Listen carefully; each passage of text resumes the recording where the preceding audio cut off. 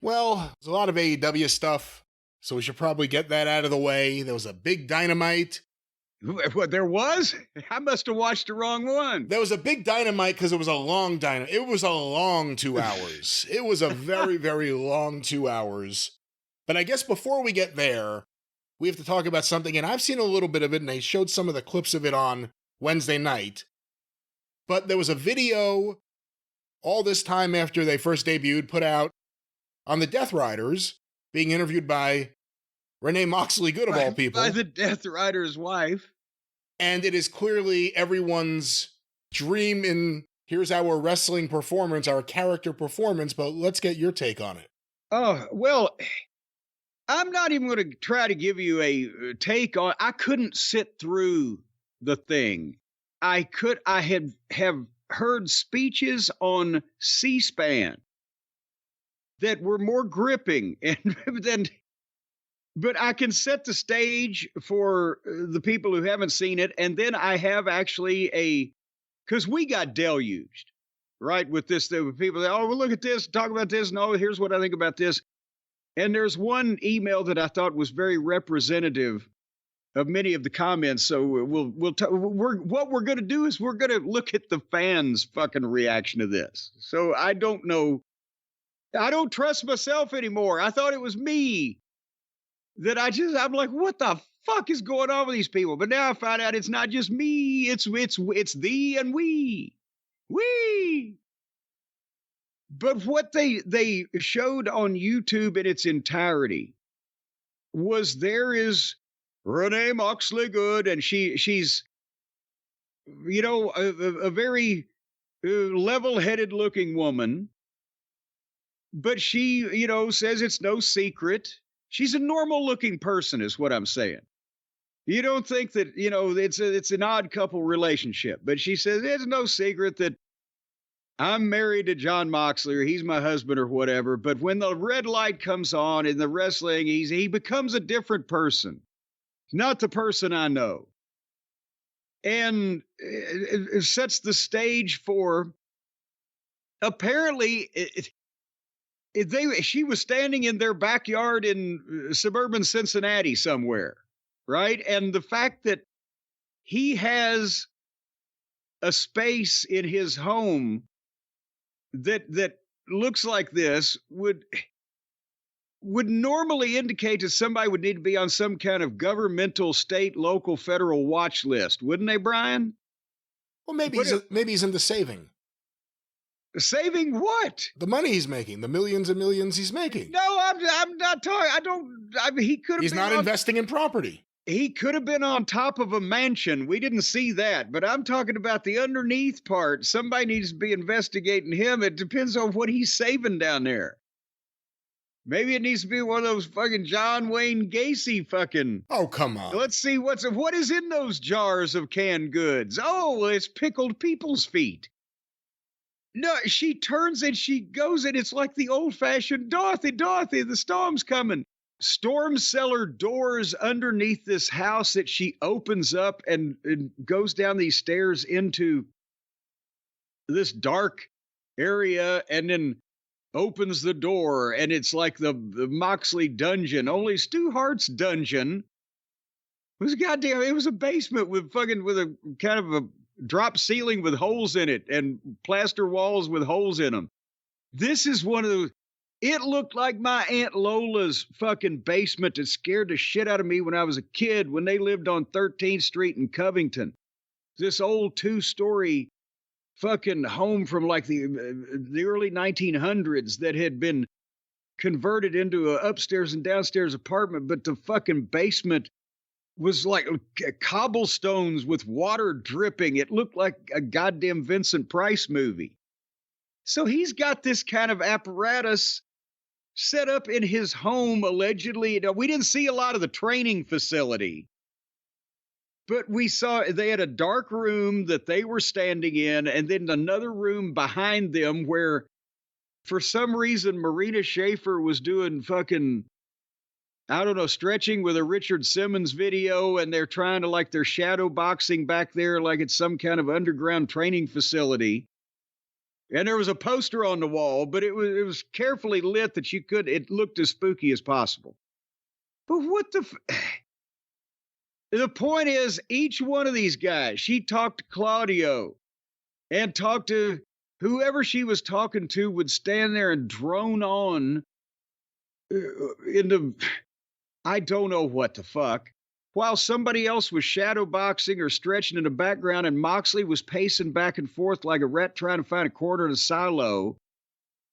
And then when she talked to Pac, he was in a little fucking, it is not even a one-person sauna. It looked like a goddamn penalty box at a hockey game, or he was in a stall at a fucking truck stop. And he's in the sauna talking like,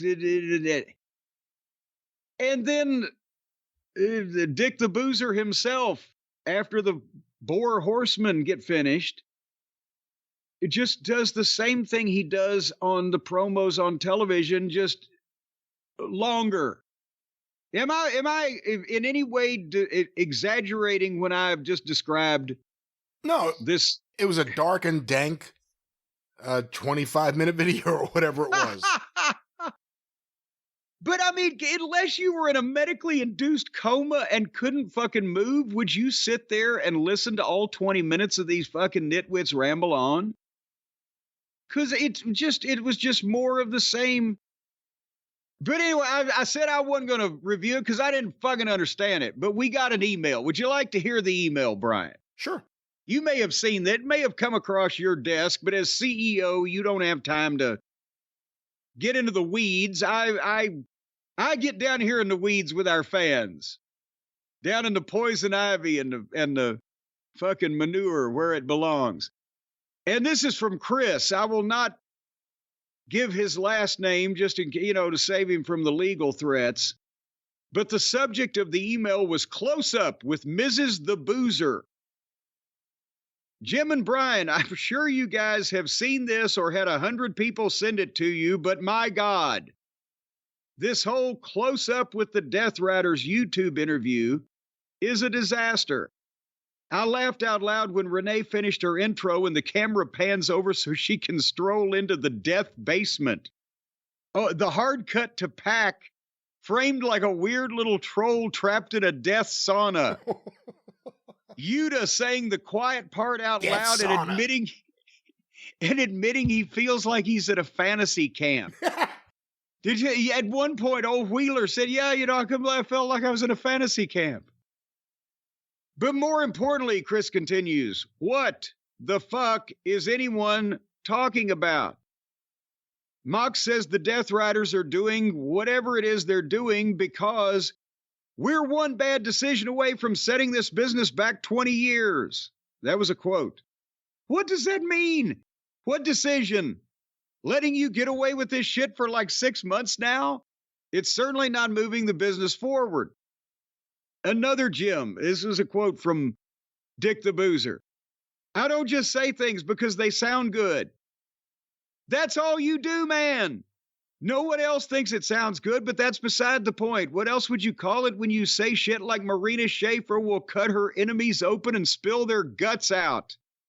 Even in the world of colorful promo language, it doesn't mean anything. She's never fought anyone in this storyline. She's too busy death stretching in the background of this entire death clip. That's well put. I like that. Everything about this interview is written, framed, and lit like a student film.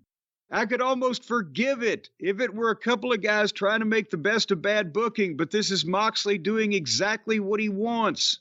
The most impressive thing about it is how much he manages to make scripted promos sound like wandering, boring, meaningless improv. Bonus points for ending on Moxley saying everyone should just stop asking questions and enjoy the ride. That was a quote also, enjoy the ride. That's the reaction a 7th grader has when you're confused by his fan fiction, not the reaction of a grown man with any actual ideas. This whole storyline is hopelessly lost. God, please let it end, Chris. And then, and he sent the link, as so many people did, to the YouTube, the full length of this thing here. But Brian, I gotta, I don't know if you have access to this, but I gotta, not the clip. I just gotta read you some of the comments.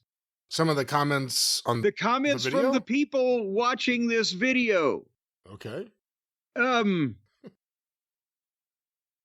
one of them said Jon Moxley wears clothes, Claudio wears clothes, Wheeler wears clothes, and Marina wears clothes. But why Pac doesn't wear any clothes?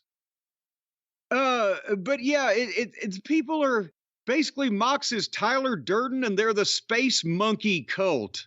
I don't even know what that means, but it doesn't sound good. And another guy says, "You sleep with him. This is so stupid." Or, "I'm a big Moxley fan, but this whole storyline has been really bad." I mean, their own people. You know, Pac on the toilet, "It seems rude to interrupt his private time. Stage crap and getting boring now. Please change the script." Some of the comments I'm looking too, a lot of them are just pointing out, even if this was good, which it wasn't, this should have been done a long time ago. How come they're just now doing something to establish the motives, the reasoning? And I don't know what they've established yet, except it took them longer to not explain it. This got words, just meaningless words. Moxley thinks he's so clever. The whole storyline makes zero sense. Please drop this hot garbage. I mean, these are the people watching their YouTube channel. This story makes no sense. Their whole purpose is to bring honor back in real competition, but yet every match finishes them cheating. Absolutely ignorant to have a storyline is the opposite of what they're saying. This promo did nothing for me. The problem is Tony likes it, and Moxley loves it. And then you have to ask yourself what positives have come out of this. Apparently, Tony's been, according to the Observer, has been saying to people that the ratings are on an uptick. Everything's kind of moving up a little bit. We'll talk about the ratings for this week later on. The Moxley stuff has killed interest. And the Moxley stuff has killed interest with the AEW most devoted fans. So, at some point, it has to be addressed. But it feels like it's not going to be. And again, if Tony Khan doesn't understand the difference between go-home heat and heat, and there's different types of go-home heat, obviously, but nobody wants to see this. Nobody wants to see this. Well, this just seemed like a weird, junky rant. So are these guys heels or faces? This is fucking awful.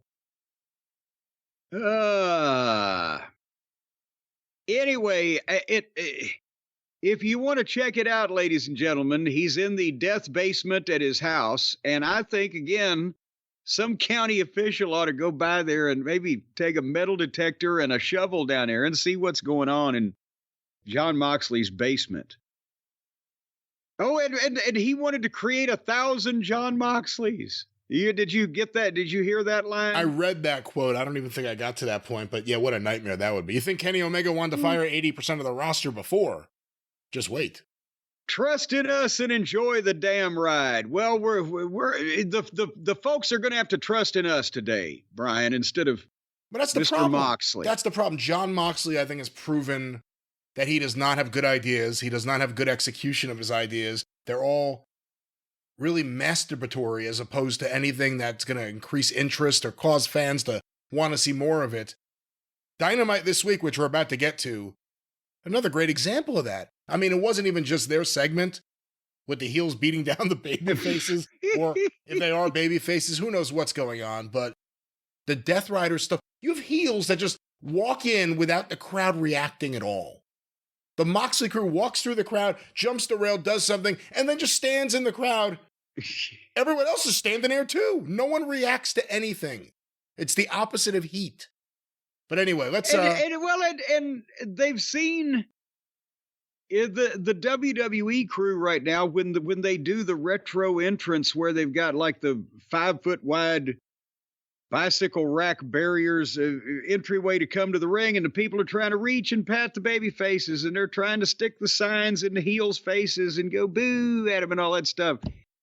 These fucking people just, like you said, walk through the crowd, walk down the sidewalk. People just kind of look at them. It's like you're going to like Tony and Tina's wedding or something. Like you just sit at your table and eat your dinner, and they're going to do the play all around you. You don't have to move, and they're not going to do anything. You just sit there and you watch it. It's like going to the zoo. How do you know what Tony's going to do with Tina? Well, I've heard a lot about it. Yeah.